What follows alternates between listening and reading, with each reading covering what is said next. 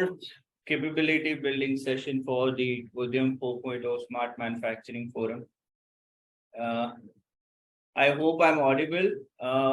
We have with us our experts. So today's topic is basically the machine vision in the manufacturing sector, what the technology is all about.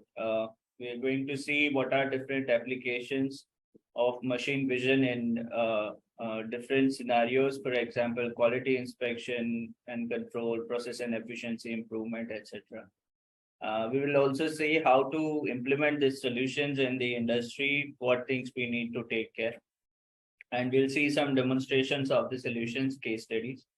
To deliver this session, we have Mr. Ravi Shankar Rajgopalan with us. I'll just give his brief introduction to everybody. He's doctorate in industrial systems and system engineering, having 14 plus years of experience in data science and AI for the industrial use cases. He has been working closely with the manufacturing enterprises since last 10 years on multiple areas where machine vision is, of course, his areas of expertise. He is also co-founder and CEO of a tech-based startup called Augur AI, based in Tiruchirappalli. So, welcome, Ravi. Welcome to the session. Thank you. I'll just give you a brief profile of the participants attending the session today. We have team of MKSH Seating Division joining from. It's an automobile-based company joining from Maharashtra. Mr. Hitesh Sharma leads the team, and his team is also present. We have C Linkages, an engineering and component manufacturing company based from Vadodara, Gujarat. We have Oriental Engineering, again, engineering and precision component manufacturing company based in Haryana, with us. So, and couple of them are supposed to join in some short period of time. We would be expecting, I think, Sajanand Laser Tech, who is again a laser machine manufacturing company. Their team is supposed to be here. They'll be joining sometime. So let me just share the screen access with you, and then you can start the session. Sure.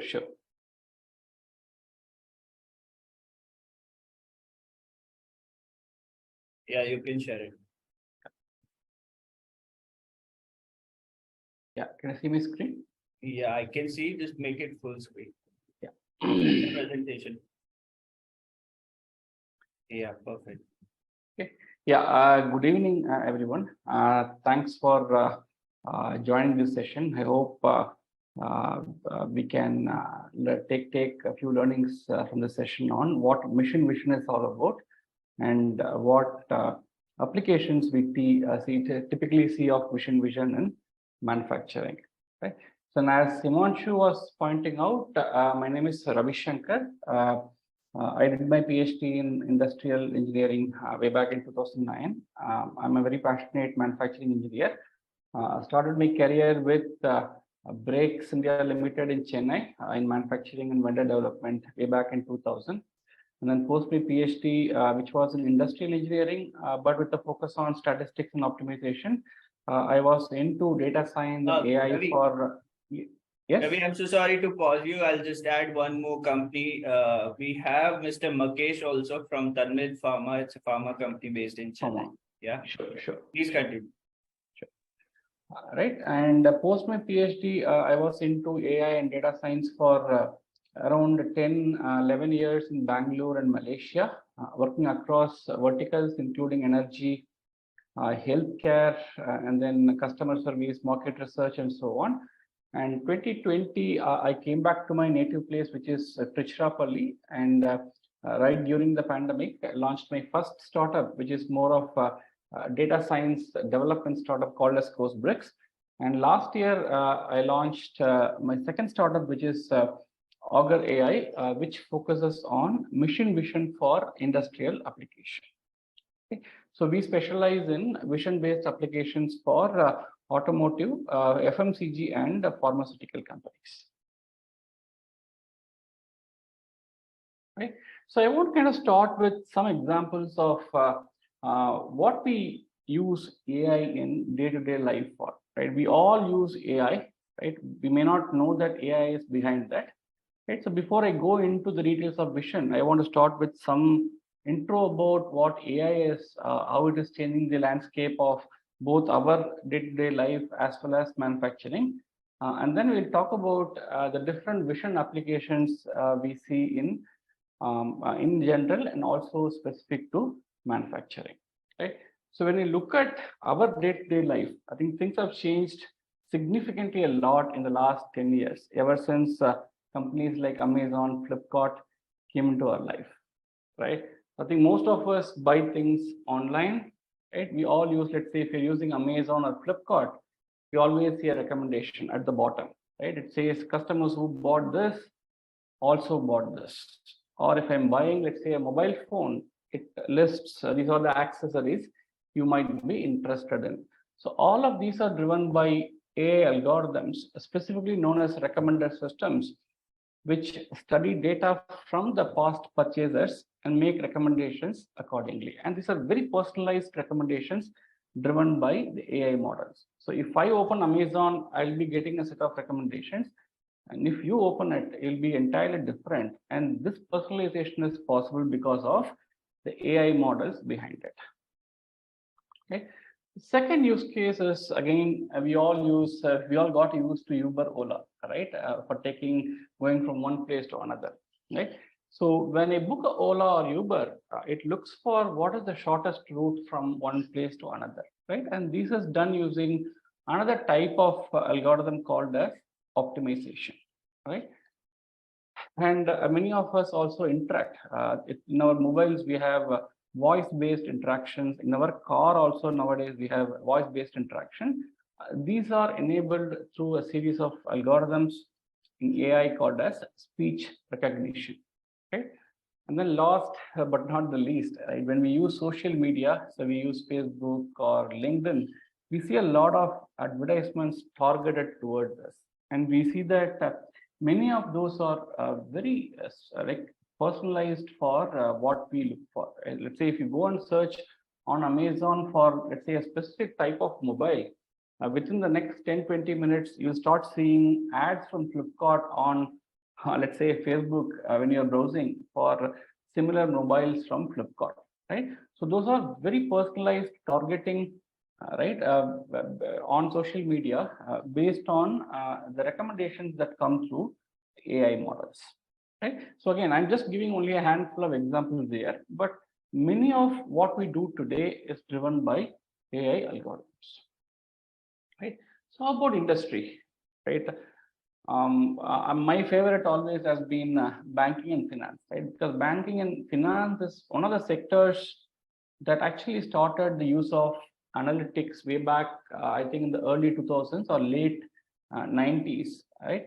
To essentially kind of build their risk models, right? If you apply for a credit card, if you apply for a loan, what is your risk profile, right? And this is where banking and finance was one of the first, I would say, sectors to start with analytics or data science. So when they started, obviously the term data science did not even exist, right?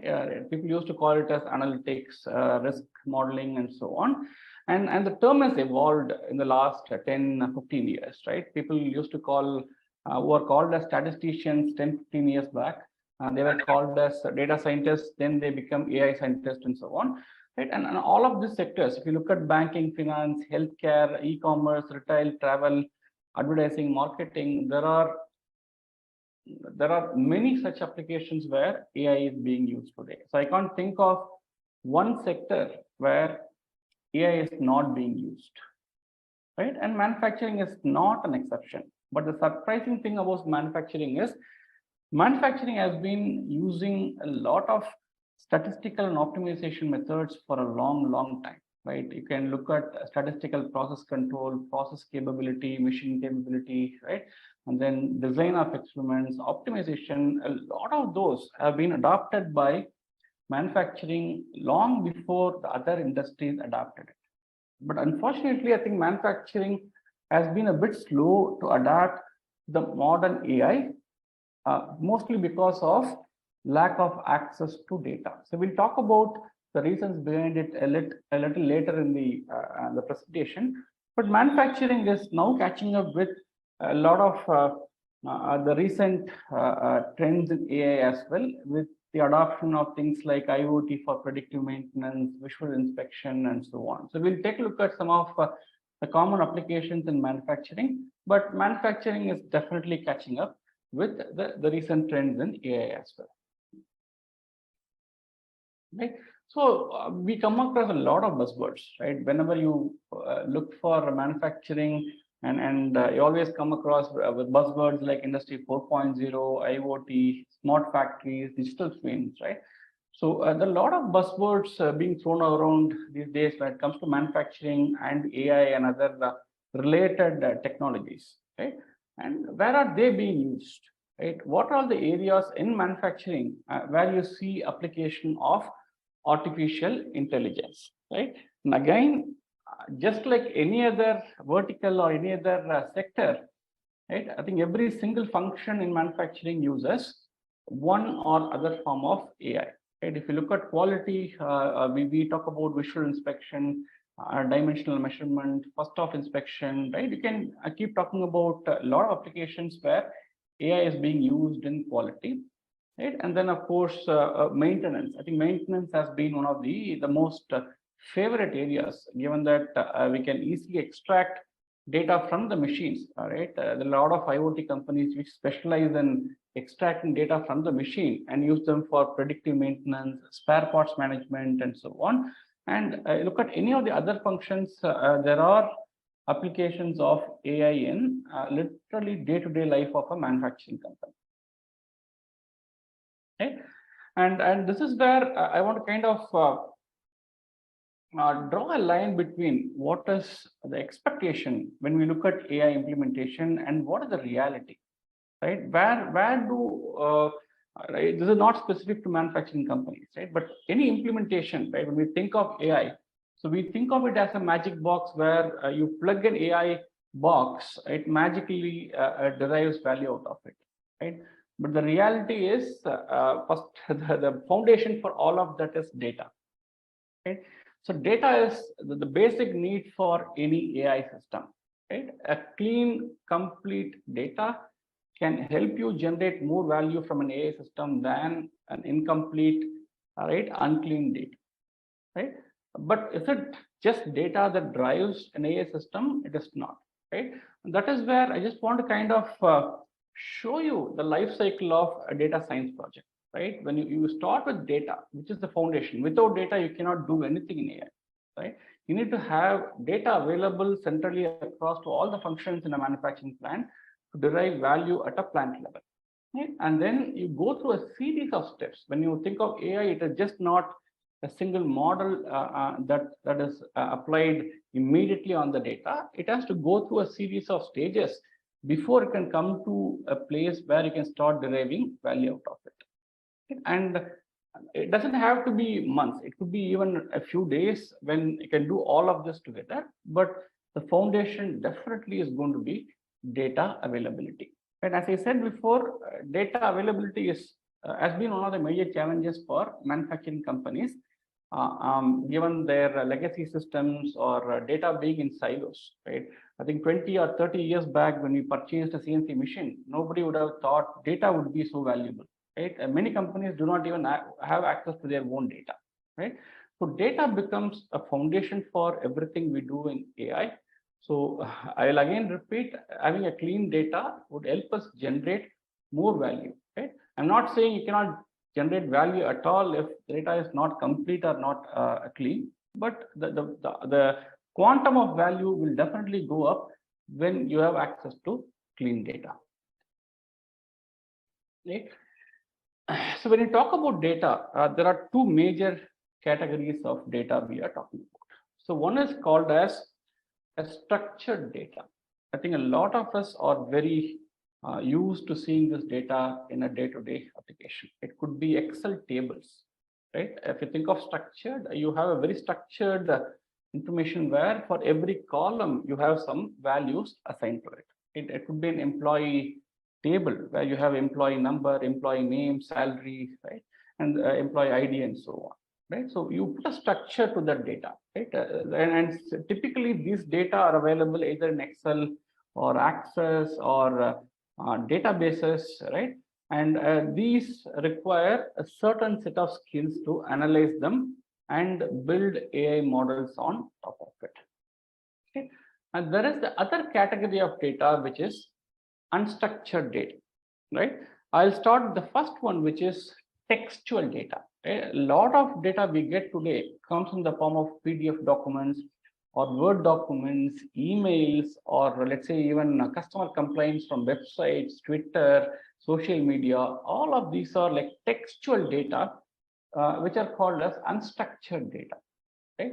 You cannot use the same method used for structured data on textual data. So those require a different set of data analysis as well as AI modeling capabilities, right? So text is one form of unstructured data. The second one, right, which is the images and the videos. And this is where we would focus on today, right? So these are essentially what you get out of, if you have an image or a video, what kind of an insight and what kind of a prediction you can get out of an image or a video data, right? And the methods, right, on the textual thing, the methods that we typically use, the AI methods we typically use are called as natural language processing or text analytics. It's also referred to as text mining, right? When it comes to image or video data, we typically use computer vision or image processing to analyze images and videos and derive value out of it. And the last one is the audio or voice analytics. And nowadays, even manufacturing companies are looking at deriving value using audio data, right? So again, all of these are unstructured data. But what we have to note here is the skill set required to analyze these are going to be very distinct, right?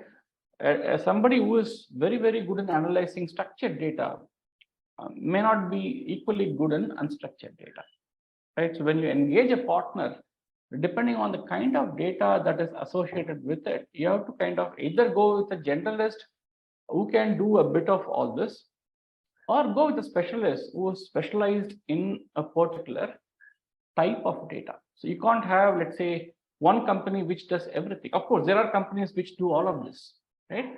But there are also specialists who specialize in only one form or another. So when you engage, you have to kind of engage with the right partner so that you're able to derive the most out of your data. Okay. And for today's discussion, we will focus our attention on how do we derive value from images and videos. What kind of applications we were talking about in general and specifically applied to manufacturing as well. Okay. So what are all the type of computer vision tasks, right? As I mentioned before, the method or the algorithms, AI algorithms typically used to analyze images or video generally are referred to as computer vision, right? So what kind of tasks are we talking about when we mention computer vision, right? The first one is called as classification. Classification is where you have, let's say, a huge set of images, and from those images, you want to know whether these images belong to, let's say, one category or another, right? In this case, I have two images. I want to know whether the image as a dog or a cat, right? It could be two categories or more than two categories as well. It could be dog, cat, horse, something else as well, right? It could be any number of classifications, right? The second category is something called as object detection. So the first case, when we talk about classification, I'm not worried about where that object is in the image. I only care whether that image contains that object. If it contains a cat, mark it as a cat image. But in case of object detection, we are interested to know where exactly is that object present. So we draw a box around that object and say that this is where the object is present. Third task is called as segmentation. Segmentation is where we draw a boundary exactly around the object.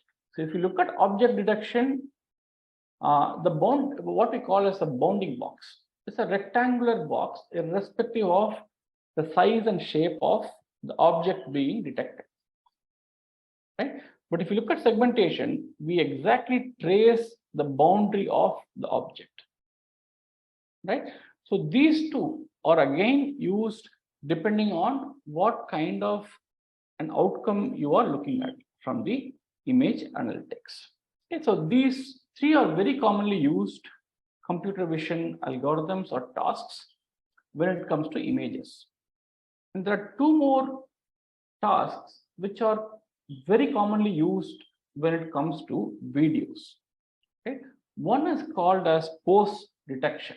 Okay? When I feed a video to a, let's say, an algorithm, can we detect, right, what kind of a pose is he in? Right? Is he standing? Is he sitting? Is he in the ergonomically right posture? Right? If you're looking at it from an industrial engineering standpoint, right? Is he using an ergonomically right posture when he's doing his activities? That is achieved through something called as pose detection, right? And the last one is activity recognition. Is he walking? Is he, let's say, picking up a particular thing? Is he doing a specific activity, right? So you can think of a video as a collection of independent images, or you can also add a third dimension time and see if there's a relation between the different images from different timestamps as well, right? So let's say activity recognition, I cannot just look at one image from the video and say whether he is walking or not. I have to trace it across the frames in a video and decide whether he is walking or not. So even though video can be thought of as a collection of images, these classification, object detection, or segmentation can be applied to either an image or to a video, right? Assuming video to be an independent collection of images. But when it comes to things like activity recognition, you have to add the time dimension also, because you want to kind of look at whether somebody is walking over a period of time. I cannot just look at an image and say if he is walking or not. So depending on the kind of a task or kind of objective you have with your a specific interest, you have to choose the right type of algorithms to work with. Right, let's take a look at examples of the first three when it comes to images. Right? Can we take some examples from manufacturing? Right, when we say classification, right, I have two images, right, and I want to kind of know whether the images are of a defect or no defect. Right, this is a very common thing in manufacturing, right, and the defect could be anything in this case. It could be, let's say, a scratch, a pinhole, or a blowhole, or it could be a defective, let's say, a vial, or a defective, let's say, capsule, right? So there could be a lot of things when I say defective in terms of manufacturing, but here you have an image which is fairly clean, and there's a defective image where you see, let's say, a scratch, right? So at the end of the day, you will not know what kind of a defect is there. I'm only kind of just differentiating in between defective and non-defective. So this is an application of classification in manufacturing. The next one is object detection. I'm not sure if you can see the red circles we have on this automotive component. We are just trying to identify missing holes, right? These are like pressed components. This is called the backplate in a brake system.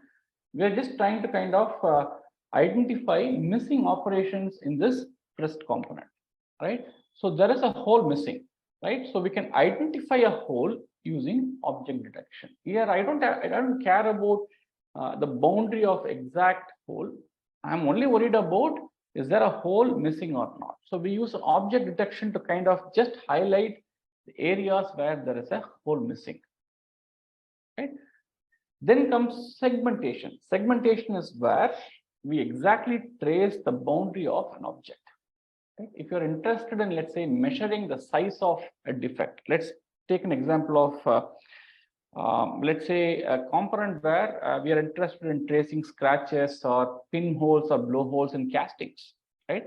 In that case, I might define the defect itself based on the size of the defect. I might say that anything above, let's say 200 microns is a defect. In that case, I should be able to exactly trace where the defect is and then measure the size of the defect. So for that, we need segmentation. So in this case, we are looking at a scratch, right? So we essentially kind of mark exactly where the scratch is so that the algorithm can learn to identify scratches irrespective of where it is located and what size it is. The moment you do segmentation, it marks all the location where the scratch is and to the exact extent or the boundary is very clearly identified there so that you can measure the size of the scratch as well. So this is an application of segmentation in manufacturing. Right? These are all the different computer vision tasks or algorithms we typically use depending on the kind of defects we deal with. And computer vision is not something new. Right? I still remember when I used to work for Breaks India 22 years back, they had vision systems. Right? They had algorithms which were doing very simple tasks like missing operations and so on. Right? So if computation has been there for such a long time, right? What is the difference between what was there 20 years back and what is there today? Right? So the traditional, what I call is a traditional computer vision methods are dependent on manual feature extraction. Right? We typically have a reference image. Right? We call it as a template. Right? And we essentially have to teach saying that this is an ideal image. I want to look for these features to see if they are present or not. So in this case, the feature engineering, what we call as feature engineering is manual.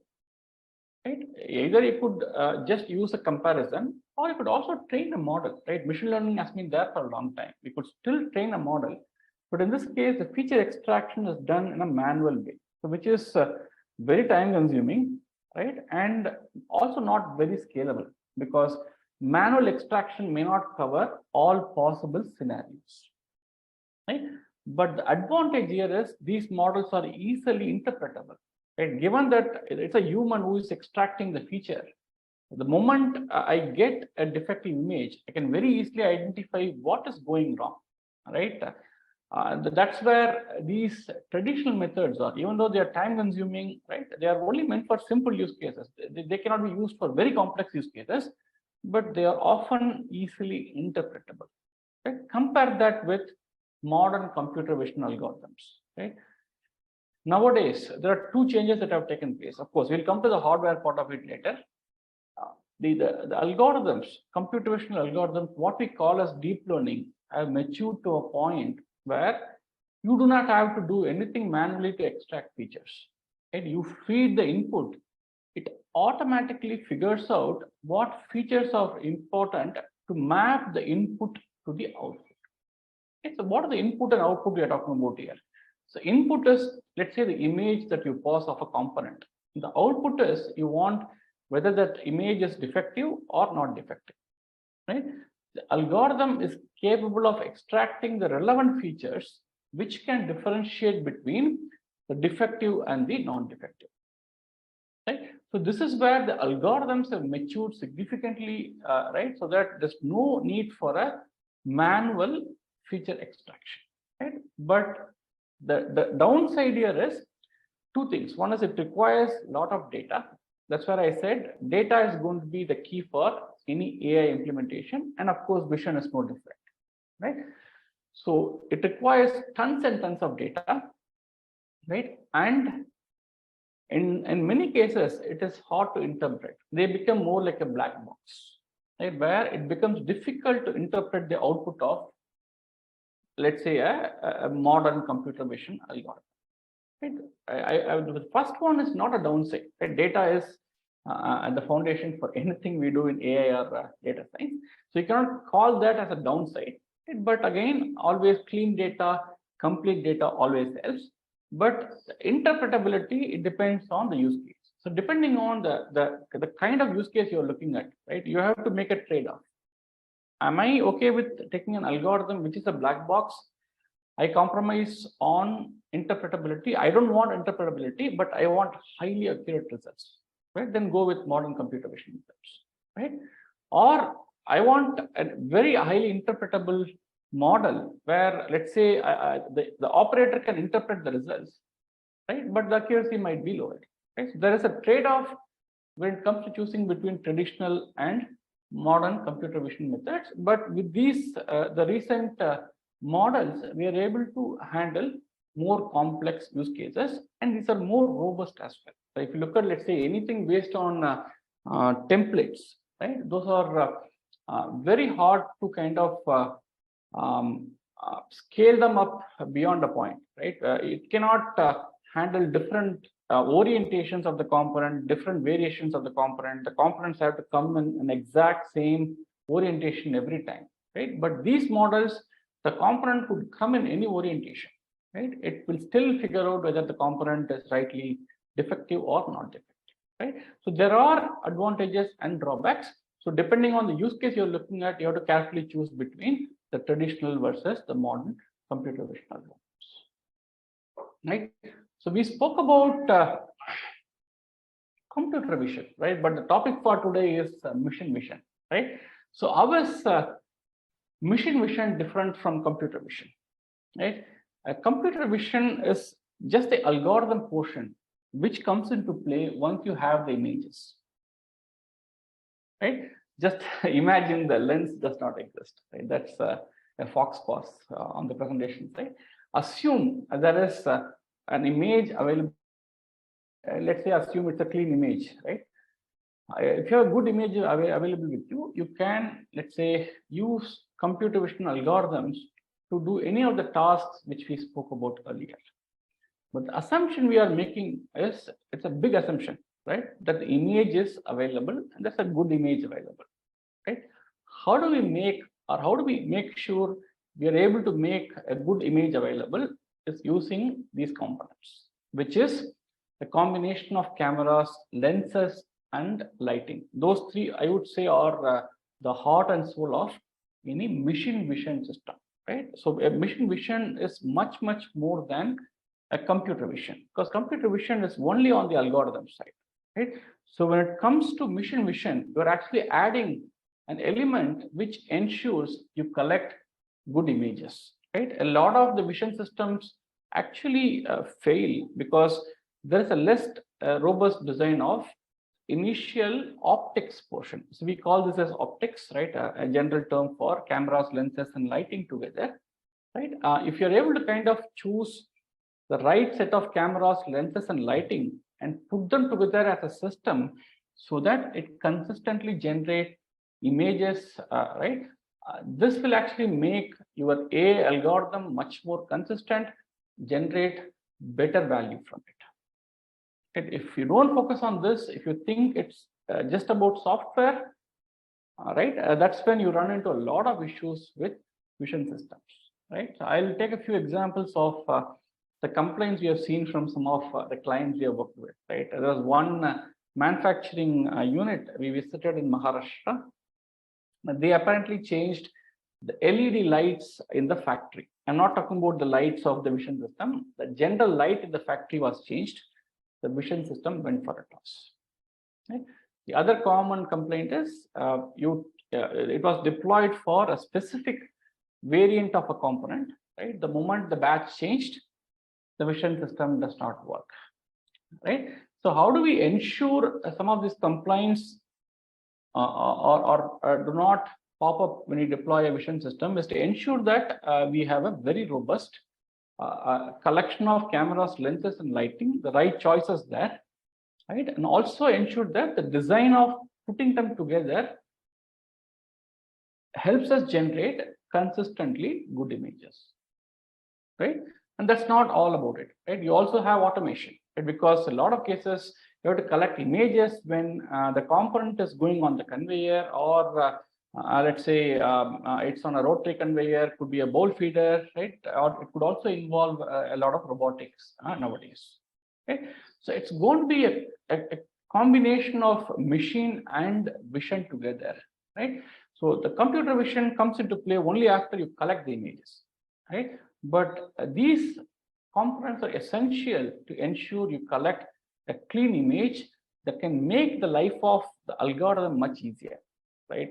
The value you derive from clean data would be much higher, right, compared to, let's say, an unclean data. And a lot of the vision system fail because of a lack of attention to the details when it comes to the optics. Right? So what factors? We looked at the algorithm side of it in detail, right? What applications, what can we do with algorithms for different applications? But when it comes to the vision system, right? I'm talking about the machine vision system. I'm kind of leaving out the automation portion of it for now. I'm focusing on three elements of it. One is the camera, the lenses, and the lighting. Okay. So when we look at a machine vision system, I think we always think resolution is the most important one, right? But there are a lot of other factors that come into play when you select a vision system. So when you select a camera, right, apart from resolution, what are the other important factors? Is it an area scan camera or a line scan camera, right? So I will show some examples of what these are later, right? And what is the speed of image capture required? Let's say, is the conveyor going at, let's say, 300 bottles per minute or 120 bottles per minute? So based on that, you have to kind of select the cameras, lenses, lighting, everything accordingly, right? Is this a rolling shutter or a global shutter camera?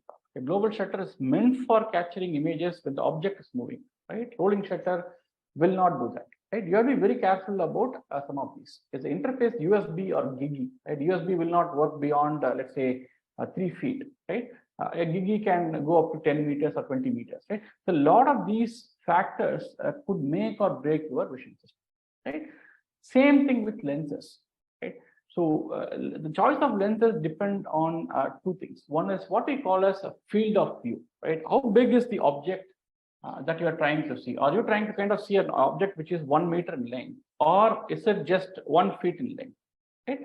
And out of which, what are the smallest size of defect you want to measure? Right?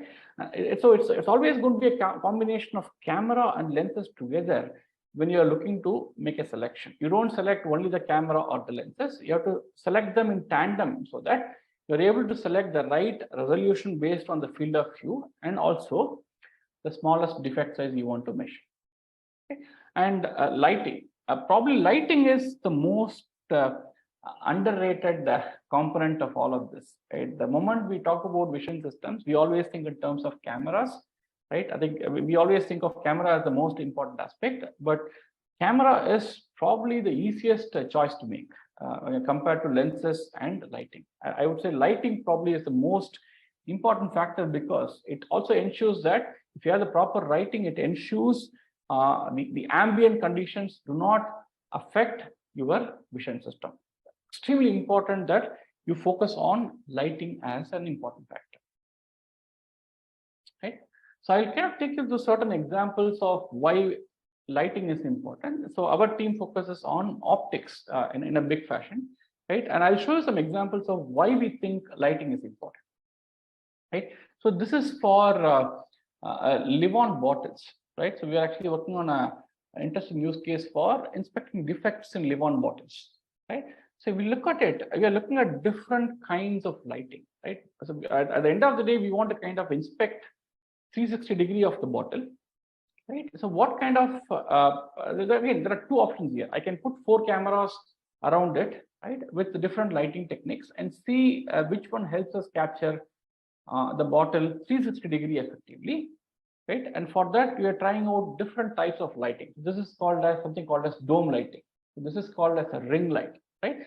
So this is something called as a diffused light. So as you can see clearly here, the diffused light, the images are the most clear compared to either a dome light or a ring light, right?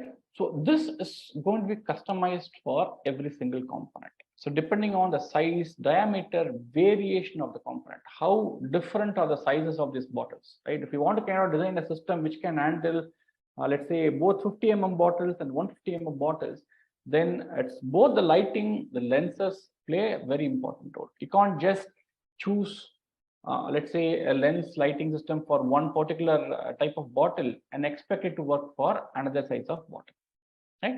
So this is an example where we are used 4 cameras to kind of image 360-degree of a bottle, right? So this is a case where we have used something called a line scan, right? You can see that it's a continuous image, right? We're not using an area scan here. We're using something called a line scan where we rotate the bottle. So line scan is where, okay, let me take area scan first. So all of these images come from area scan cameras, right? All the SLR cameras we use are essentially area scan, right? When I image an area, right? It comes as a matrix. Think of it as a matrix of pixels, right? But when it comes to line scan, we only image a line of it, a single line, right? A single pixel is what is getting imaged. So either the camera has to move or the object has to move if you want to capture the complete object. So in this case, we have rotated the bottle. Okay? The camera is fixed. It's always focusing on one particular line, right? And we have to rotate the bottle to capture the image. And what you get here is a continuous image, which could be more powerful in certain applications where the defects are very, very small, right? So depending on the use case, the choices have to be very clear. Or do you want to use an area scan or do you want to use a line scan? So what kind of lighting will help you see the defects, right? We have worked on cases where we need 2 or 3 different lightings for the exact same component.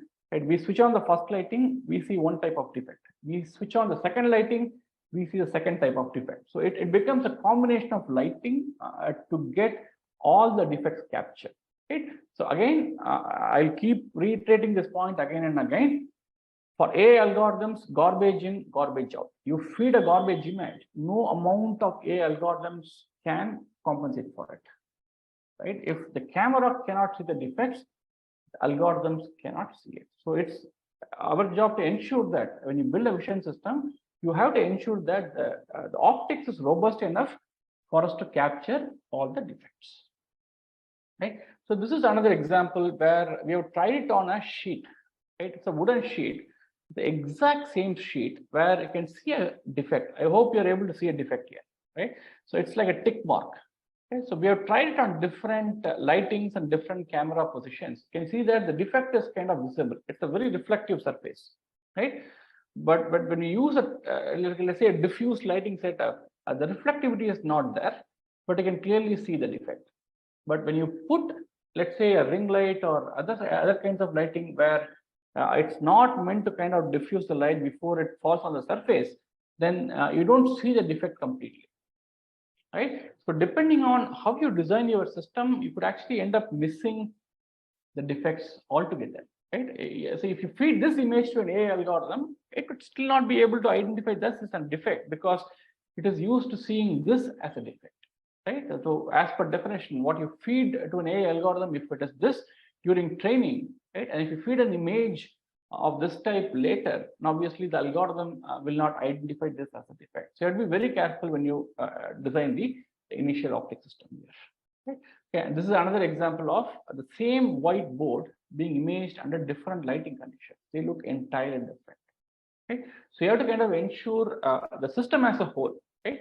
What is the angle of lighting? What is the distance of the lighting to the component? Right? What is the distance of, we call it as working distance. What is the distance of the lens to the object, right? All of this will play a role in a robust design of an optic system, right? This is another interesting case of optics playing a role here, right? I'll just indicate the difference between the top 2 ones, right? We're trying to kind of identify if there is a dent on a bottle, right? The dent, right? You cannot measure the depth, right? You need a 3D camera to measure a depth, right? But there's a very interesting type of lighting here we have used where this bottle is something without a dent and this bottle has a dent. As you can see, the lines are straight. When there's no dent, this lighting is straight. The moment there's a dent, you can see the bend of the lighting, right? So this makes it much easier for the AI algorithm to identify this as a defect compared to feeding these images. Okay, these are, of course, the algorithm still might be able to identify these as dents, but if the dents are very minor, using some innovative lighting methods could actually help you identify defects more consistently, right? And in some cases, the color of lighting, right? The color of lighting could actually help you identify defects better, right? You can change the color lighting in such a way that the defects are more visible compared to other types of lighting, right? So when it comes to vision-based applications in manufacturing, we're talking about a varied set of applications, right? Some of them for quality inspection, some of them for production, some of them for logistics, right? I'm just highlighting some of the more common ones we have come across. I'm sure there are umpteen other use cases you can think of as well. So visual inspection, dimensional measurement, right? So these two are primarily for quality inspection. Process monitoring, right? Is he following the right steps, right? Is he following the SOPs, right? Standard operating procedures, right? Then safety, right? Now safety has become very, very important in several industries. Is he wearing the hat? Is he wearing the goggles, right? So all of this can be tracked through vision cameras. Face recognition, as you know, this is a ubiquitous use case across industries, right? And this is again can be used for very special use cases in manufacturing. Let's say there is a area where only some restricted people can enter. There could be robotic cells where only designated people can enter. You can actually use a face recognition system to ensure that unauthorized people do not enter the space, right? Inventory tracking, right? Predictive maintenance, packaging, reading of text, right? All of these applications could be done effectively with the right choice of machine vision systems. Right. So I'll stop here before I give some demos from both our own right projects as well as from around the world. I just want to kind of stop here and see if there are any questions we can take now.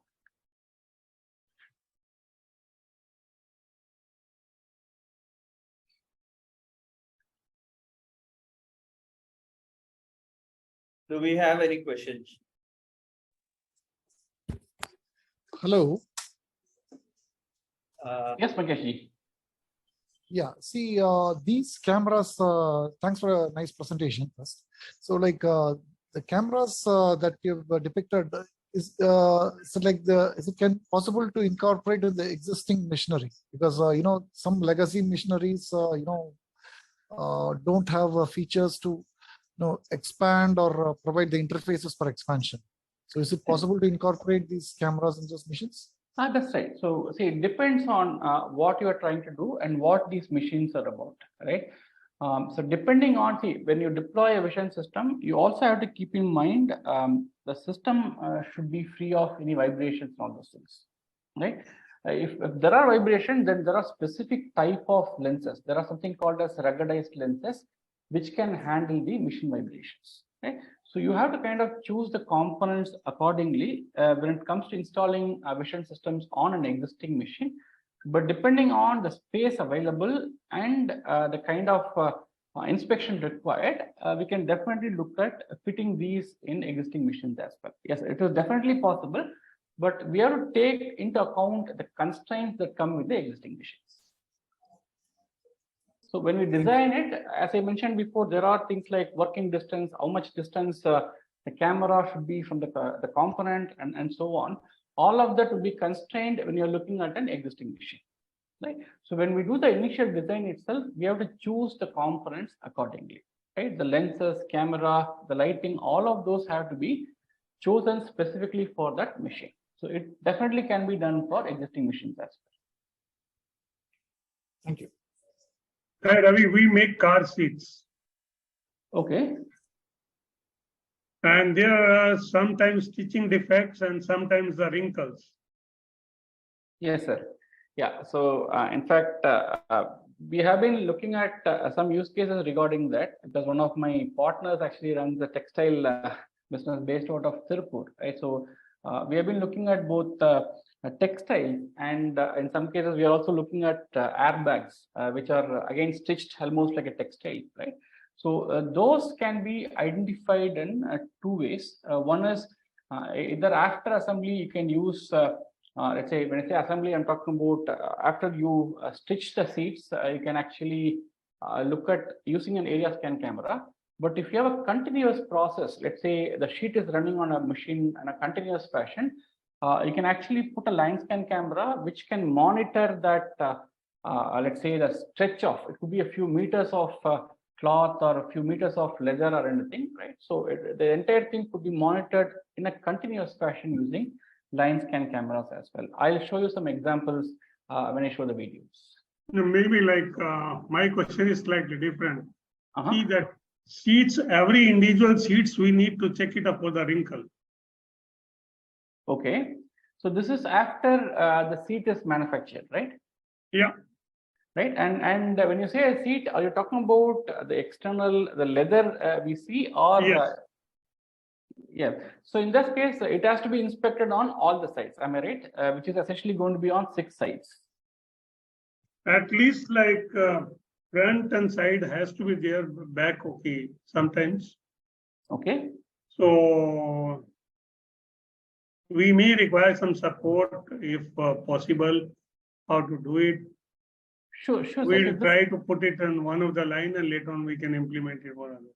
sure. So see, this can be achieved using a set of multiple cameras, right? So obviously, again, inspecting this using a single camera is going to be a challenge. You might need multiple cameras.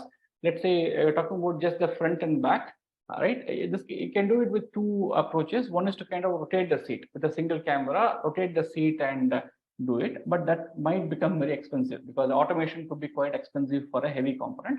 So instead, you can put 2 cameras, one on each side, capture the components, right? And the only challenge here could be the design of the seat, right? How different or how many variations of the seat design are possible.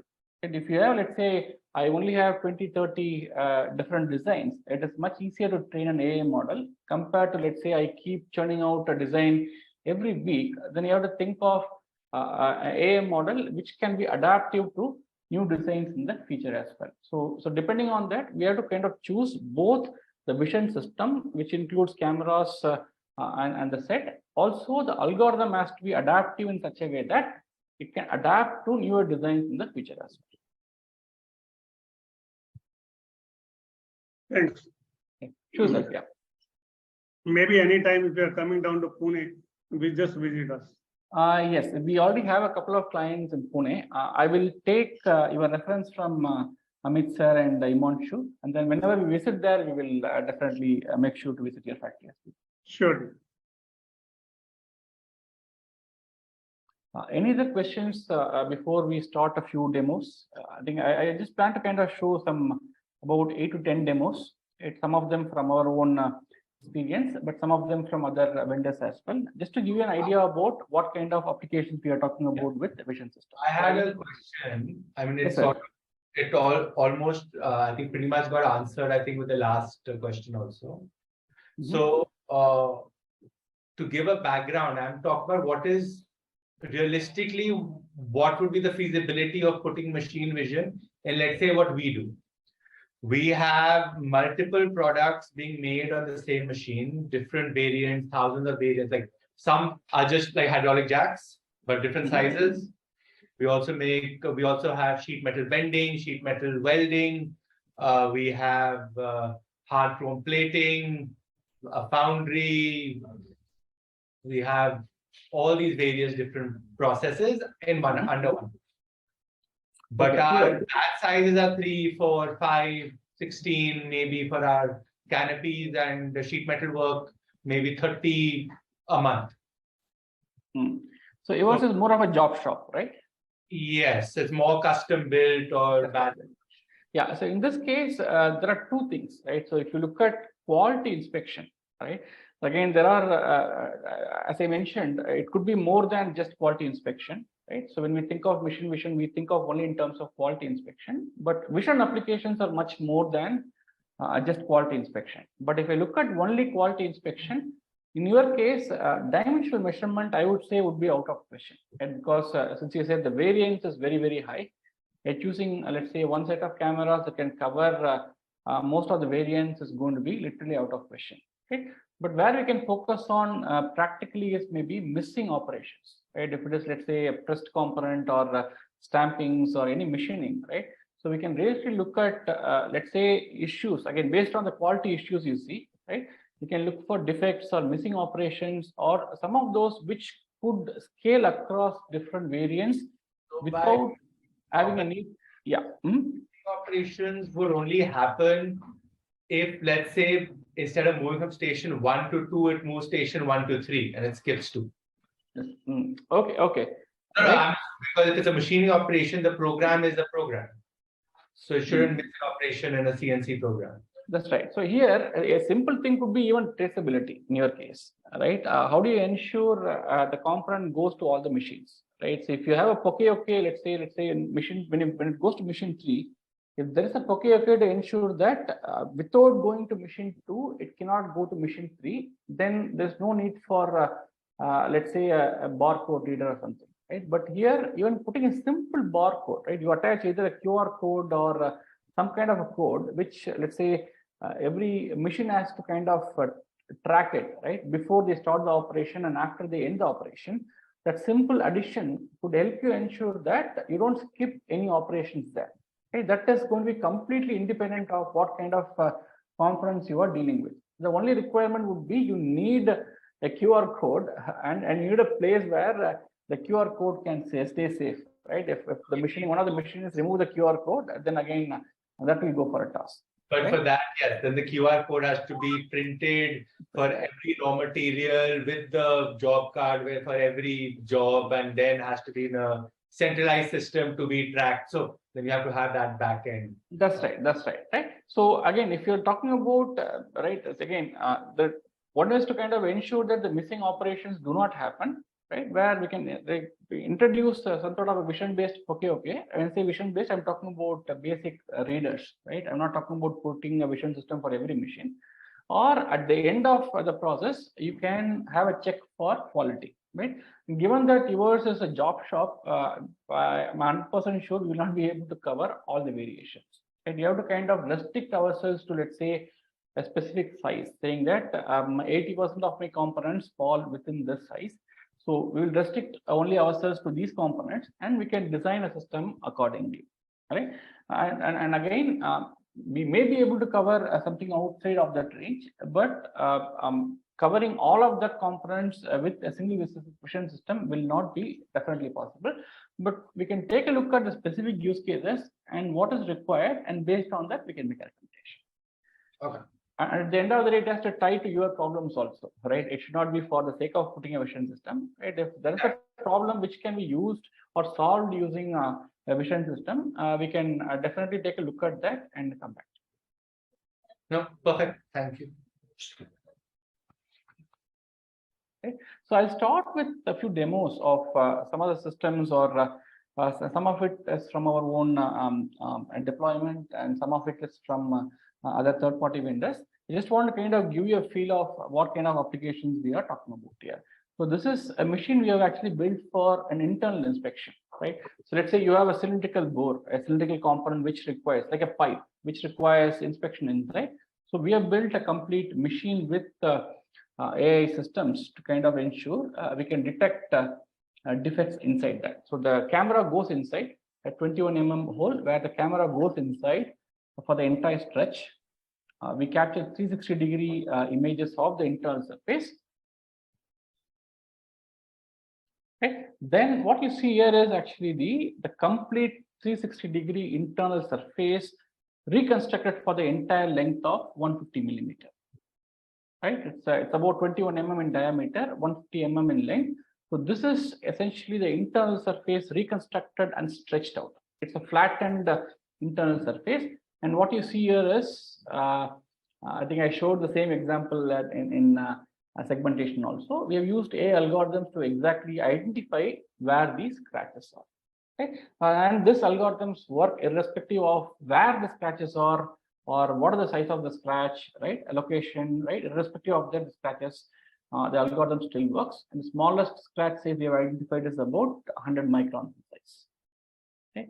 And this is a complete software with visualization, right? Where we have built more of like a 3D surface visualization, where you're able to kind of see the internal surface outside, so that you can take a look at how the defects looks like, where the defects are, and so on. And we also provide a custom dashboard for analyzing the defects, look at root causes, right? Look at trending of defects over a period of time, right? And then look at process control and all those things. And I think one thing we also provide is the location of the defects, right? Where exactly is the defect located, right? So this essentially kind of points out to where the defects are located, so that if there's a defect coming repeatedly in a particular region, then I can say that maybe something is wrong with my my tool or my foundry casting, the casting mold. I need to kind of go back and fix it. Right? This could help you with root cause analysis. Okay. So the next use case I want to kind of show you is again from us. This is something we deployed for an automotive company based in Chennai.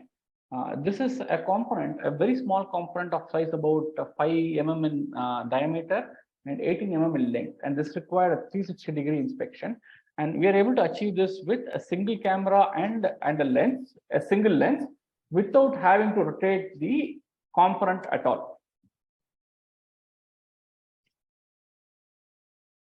Right?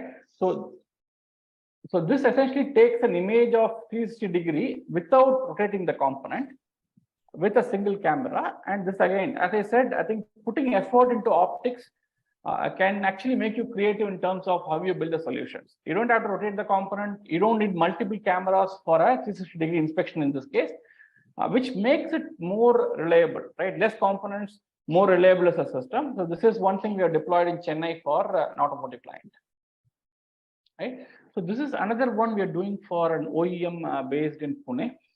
This is for a tire inspection. Right, tire inspection is a little challenge, right? We're trying to kind of read the text from a tire, right? Which is very, very small. The text is kind of printed on the edges of the tire here. And this text and the background is of the exact same color. Both of them are black, right? How do you differentiate between the text and the background? So this is where it again requires a very innovative lighting to ensure that you can highlight the text. So what we do is to kind of use a special lighting to just highlight the text. And then what you see here,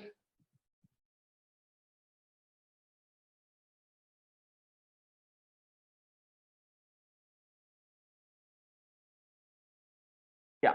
So what you see here is just the unwrapped tire, right? And you can see that the algorithm is kind of identifying. I don't think we'll be able to see this clearly, but we're extracting the different information, right? So let's say Bridgestone is fairly easier to read because it's fairly a large letter, but it's an embossed black letter on a black background, right? Unless you use right lighting here, you'll not be able to differentiate between the letter and the background. So this is something we are doing for an OEM based in Pune. So this is from another company. I mentioned about line scan cameras, which are used for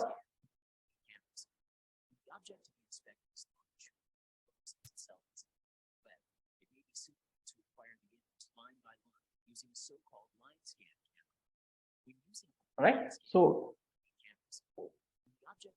when you look at line scan cameras, it's typically used for monitoring, let's say, a continuous process. I think this looks like an aluminum sheet, or let's say textile manufacturing, right, or a sheet manufacturing, or right, wherever there is a continuous process, right, it requires a continuous imaging. In that case, it's better to go with line scan cameras, especially if the process is a very high-speed process. It's better to go with line scan cameras, where line scan only traces a single line of pixel. Right? I think you'll see an image in the video itself.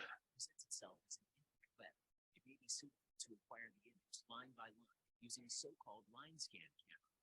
When using the line scan camera, the frame grabber puts together. Right. So what you see here is it only scans a single line, and as the object moves through, the complete object is imaged. Right, and this can be used for anything that requires a continuous monitoring, like a textile, right? Or they are showing a board manufacturing, right? If you're using, let's say, a wooden board or cardboards or any thing which is, let's say, large, fairly large area, I think line scan would be a way to look at it. Right? So this is another example of detecting missing operations in a sheet metal component. Right? And this is done without actually needing to train an algorithm, right? So we have an approach where you can upload a 3D model, right? And we have an algorithm which can detect based on the comparison between the 3D model and the finished component. So you just load a DLL file and we extract a reference image automatically from the 3D model. This becomes a reference, and any missing operations or anything can be just obtained by comparing it with the 3D model itself.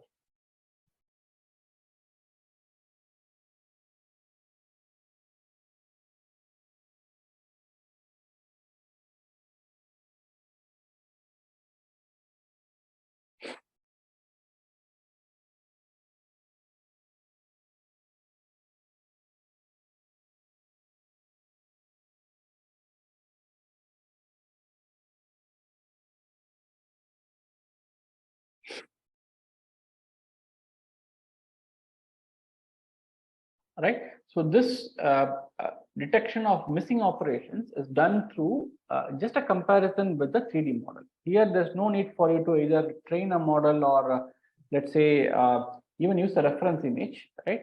You only upload a 3D model and say that this is the site I want to inspect. The comparison is done automatically, and then you get a result saying that these operations are missing. Again, this can be used only for specific use cases. Right. So this is an example of what you can do with the vision for process monitoring. This is from a company called Drishti, based in the US.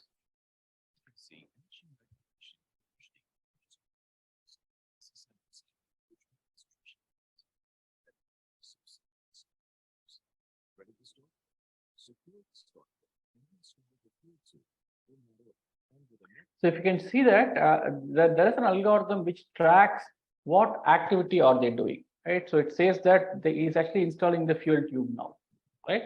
So you can kind of ensure that he is following all the activities in, let's say, if he's supposed to do it in a particular sequence, you can ensure that he is following the sequence properly and there's no missing operations. This is more of right, it's more of a prevention than a post-processing, right? So typically the vision inspections come after the component is installed, but this is more of a visual okay to ensure that you are not actually missing out on any operations. Okay, so this is again can be achieved through vision systems. You put a camera and then train the model. This is where action recognition. Remember, I mentioned about one of the computer vision tasks being action recognition. It can be trained to recognize certain activities. So we are actually working with automotive OEM to detect certain welding activities to ensure that they are following certain procedures.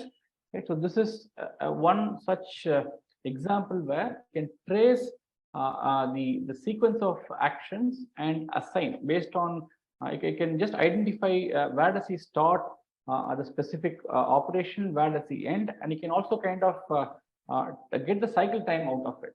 Right? You don't necessarily have to do a time study. If you're an industrial engineer, there's no need to do manual time studies. You can use these videos to kind of extract the time it takes for each activity. Right? So again, I'm going to skip this one. This is for tablet inspection thing. And this one is an interesting one. So this is actually a digital twin constructed for a 3D printed component. Right? This is actually a 3D model. Right? This is an interactive 3D model. It's a DLL file, which came out of a computer vision algorithm.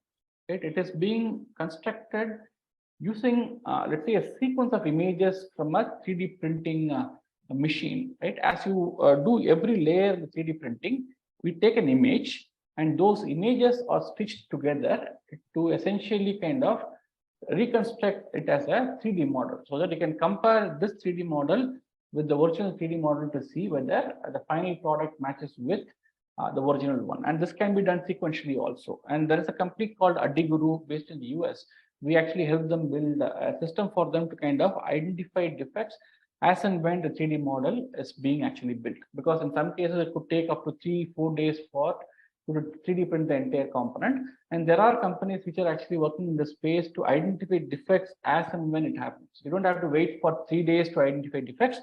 Let's say if you identify defects after 1 hour, you can stop the 3D process and then restart it again. Actually. right? And 3D based vision system, 3D, let's say 3D cameras or vision cameras also used for a lot of different use cases. One such use case is Ravi, if you can make it full screen. okay, sure. We'll take 5 more minutes and then we'll wrap up. Sure. I think we are probably close to wrapping it up actually, right? Okay. So this is a use case which is very commonly nowadays used for, let's say, cement industry or mining industry, where they want to estimate the volume of different piles, right? The pile, let's say, could be going in a conveyor, could be on the floor like this, right? So again, generally people use drones or they have a drivable vehicle which can go to different silos like this and use a camera, vision camera, to capture the images. And this uses a special 3D based vision cameras to estimate what is the volume of the pile lying in a particular location. The same can be used for logistics. If you want to estimate how much space is remaining, let's say in a truck or let's say in a bin, then you can use some of these methods to measure volume as well. Right. And again, this is probably the last one I have. It's a pretty cool use case. I do not know how valuable it is for all of you here.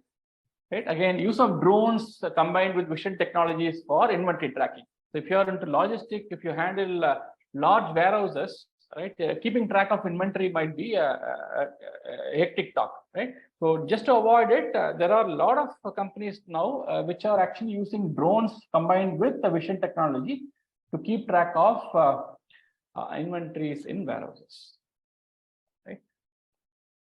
So that's pretty much what I want to share today. I hope this was helpful. Right? Any questions I can answer?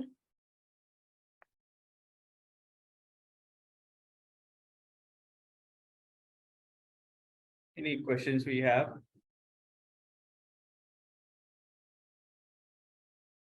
No, I think most of them were asked in the earlier break, which we paused it out. So I think, yeah, if there are no questions, we can move towards wrap up. So thank you, Ravi. Thank you so much. This was a wonderful session. I mean, you covered not only basics, like we saw the images of cats and dogs, very basic examples, but very useful in the field of machine vision, the fundamentals, and we also saw the applications into series of industries, not just one. You talked about pharma, you talked about engineering, you talked about automobile and whatnot. So this was a great insight for, I hope it would be very insightful for the participants, and it will help them to kind of at least initiate a thinking process to kind of start understanding that where they can apply this kind of technologies in their own manufacturing units. So yeah, if we receive any of the questions after the sessions as well, we will get them back to you. So Sure. Thank you so much for your valuable time. Thank you to all the participants for listening patiently. Thank you for your participation. And thank you so much for these classes. Very informative. Thank you so much. Thank you, Shivamji. Thank you. Thank you. Do share your feedbacks with us over email, and have a great evening, everybody. You too. Thank you. Bye-bye. Yes, you too. Have a great evening.